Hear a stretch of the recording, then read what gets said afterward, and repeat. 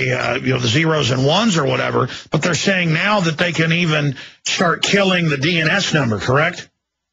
Yeah, and the link between that and my view is ICANN has a monopoly on control of top-level domains. And so as they expand new top-level domains, of course, they're going to expand the ones that have the greatest possibility of success, going back to the revenue generation that you were talking about.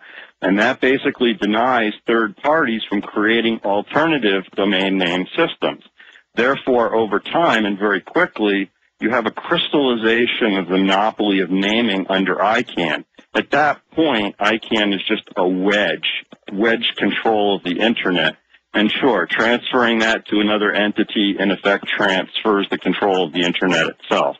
Well, yeah, no, it's like handing the deeds over to the public highways to foreign offshore megabanks, and then they slap toll roads on it and restripe the road and call it a new road and get around the federal law that you can't put a toll on an existing paid-for freeway that becomes a tollway.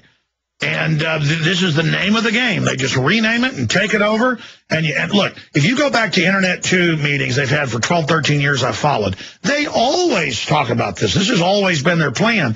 The question is, will they get away with it? And now under the threat of cyber attacks and things that undoubtedly they'll launch themselves, they're moving in that direction because from what I've seen, the power structure thought they'd use the Internet and the public would never organize against the, quote, dinosaur media and defeat it.